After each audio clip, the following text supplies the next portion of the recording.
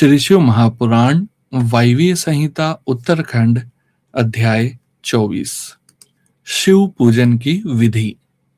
उपमन्यु कहते हैं, यदुनंदन, विशुद्धि के लिए मूल मंत्र से गंध चंदन मिश्रित जल के द्वारा पूजा स्थान का प्रोक्षण करना चाहिए। इसके बाद वहां फूल बिखेरें। अस्त्र मंत्र फट का उच्चारण करके विघ्नों को भगाएं। फिर कवच मंत्र हुम से पूजा स्थान को सब ओर से अवगुंठित करें।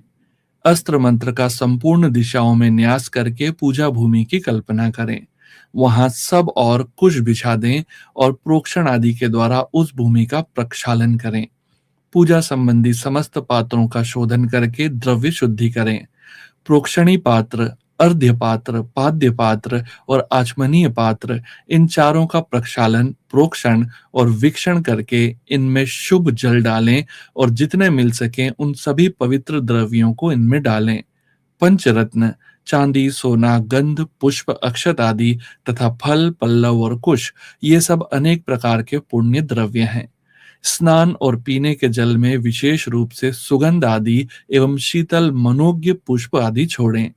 पाद्य पात्र में खश और चंदन छोड़ना चाहिए। आचमनीय पात्र में विशेषतः जायफल, कंकोल, कपूर, सहिजन और तमाल का चूर्ण करके डालना चाहिए। इलायची सभी पात्रों में डालने की वस्तु है। कपूर, चंदन, कुशाग्र भाग, अक्षत, जौ, धान, तिल, घी, सरसों, फूल और भस्म, इन सबको अर्ध पात्र में छोड़ना चाहिए। कुश, फूल, जौ, धान, सहीजन, तमाल और भस्म, इन सब का प्रोक्षणी पात्र में प्रक्षेपण करना चाहिए।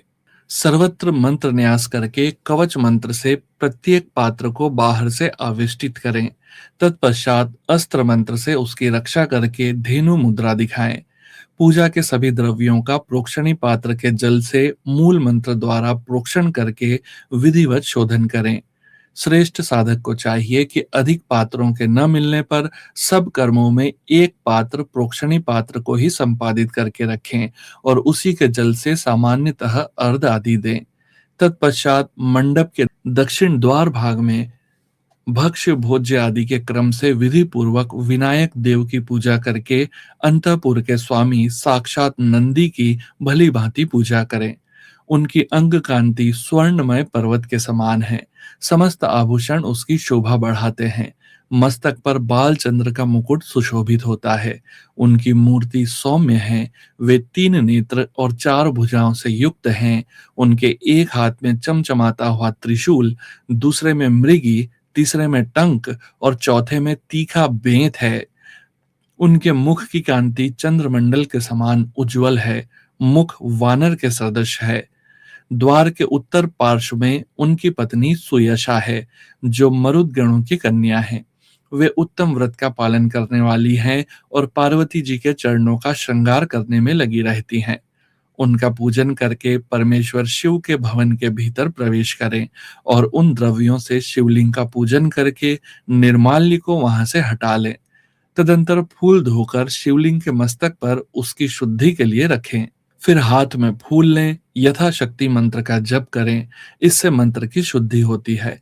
ईशान कोण में चंडी की आराधना करके उन्हें पूर्वोक्त निर्माल्य अर्पित करें। तत्पश्चात इष्ट देव के लिए आसन की कल्पना करें। क्रमशः आधार आदि का ध्यान करें।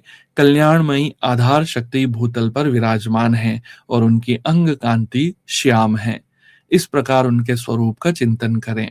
उनके ऊपर फन उठाए सर्पाकार अनंत बैठे हैं। जिनकी अंग कांति उज्जवल है, वे 5 फनों से युक्त हैं और आकाश को चाटते हुए से जान पड़ते हैं। अनंत के ऊपर भद्रासन है, जिसके चारों पायों में सिंह की आकृति बनी हुई है। वे चारों पाए क्रमशः धर्म, ज्ञान, वैराग्य और ऐश्वर्य रूप हैं। धर्म नाम वाला पाया आग्नेय कोण में है और उसका रंग सफेद है।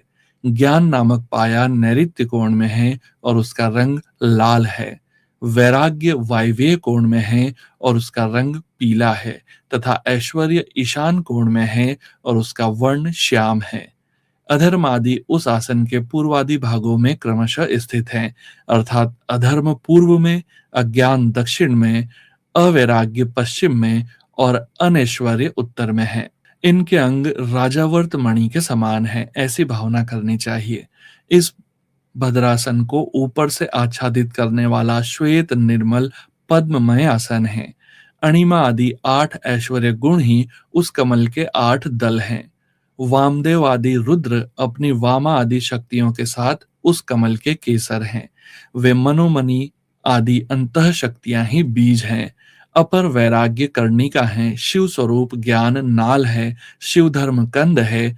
कर्णिका के ऊपर 3 मंडल, चंद्रमंडल, सूर्यमंडल और वहिन मंडल है, और उन मंडलों के ऊपर आत्म तत्व, विद्या तत्व तथा शिव तत्व रूप त्रिविध आसन है।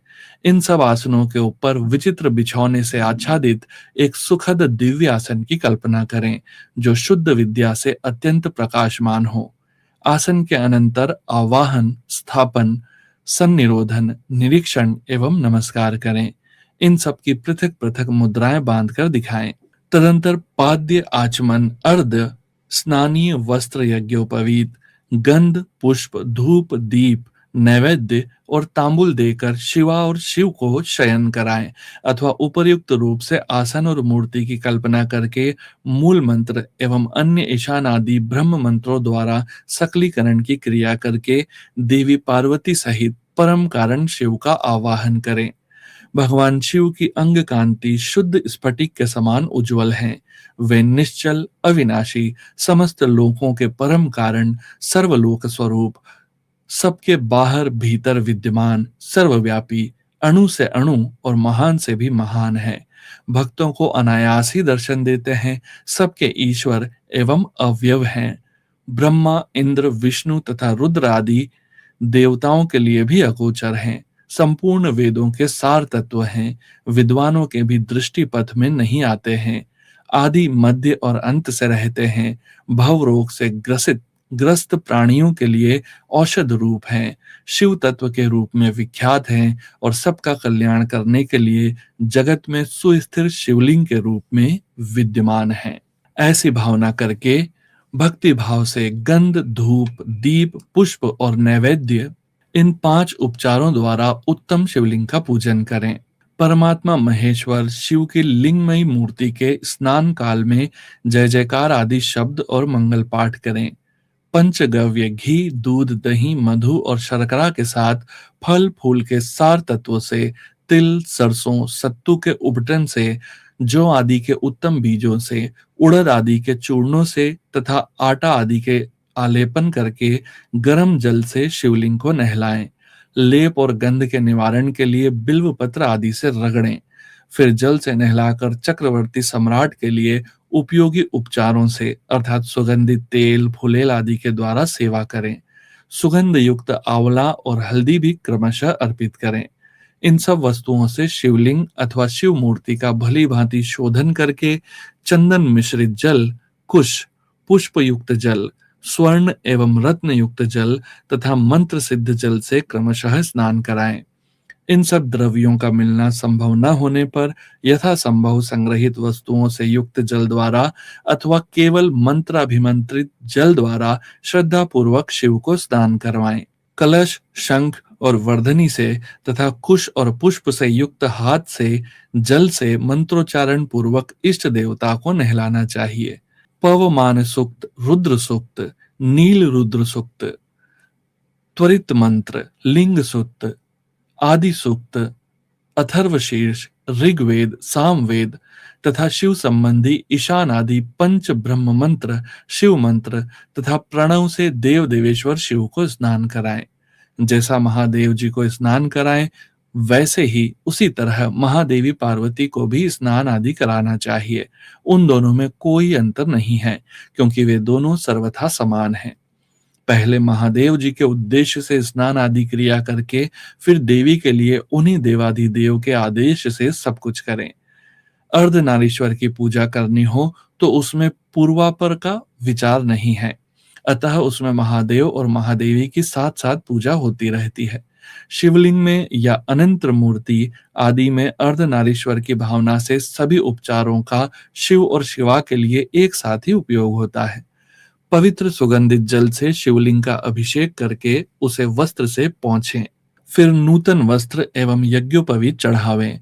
तत्पश्चात पाद्य, आचमन, अर्घ्य, गंध, पुष्प, आभूषण, धूप, दीप, नैवेद्य, पीने योग्य जल, मुख शुद्धि, पुनराचमन, मुखवास तथा संपूर्ण रत्नों से जड़ित सुंदर मुकुट, आभूषण, नाना प्रकार की पवित्र पुष्पमालाएं, छत्र, चंवर, व्यंजन, ताड़ का पंखा और दर्पण देकर सब प्रकार की मंगलमयी वाद्य ध्वनियों के साथ इष्ट देव की निराजना करें, अर्थात आरती उतारें।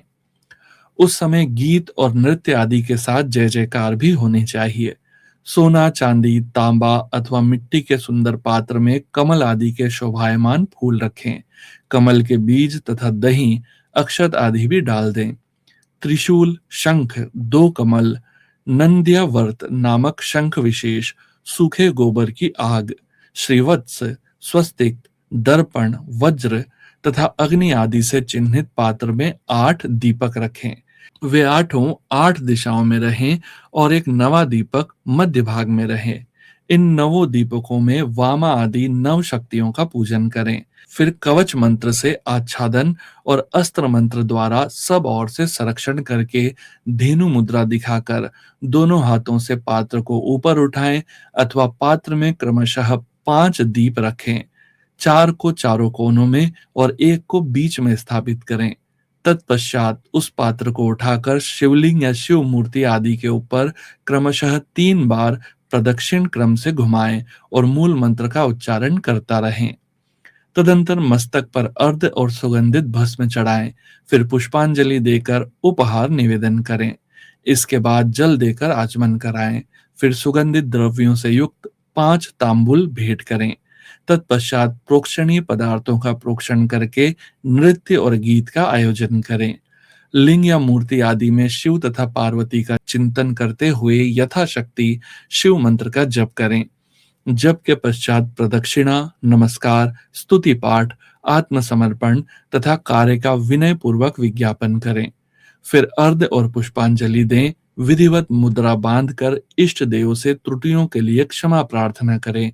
तत्पश्चात मूर्ति सहित देवता का विसर्जन करके अपने हृदय में उसका चिंतन करें। पाद्य से लेकर मुखवास पर्यंत पूजन करना चाहिए अथवा अर्ध आदि से पूजन आरंभ करना चाहिए या अधिक संकट की स्थिति में प्रेम पूर्वक केवल फूल मात्र चढ़ा देना चाहिए। प्रेम पूर्वक फूल मात्र चढ़ा देने से ही परम धर्म का संपादन हो जाता है। जब तक प्राण रहे शिव का पूजन किए बिना भोजन न करें। श्री शिव महापुराण वायवीय संहिता उत्तरखंड अध्याय 24 संपूर्ण। ओम नमः शिवाय। शिवजी सदा सहाय। ओम नमः शिवाय। गुरुजी सदा सहाय।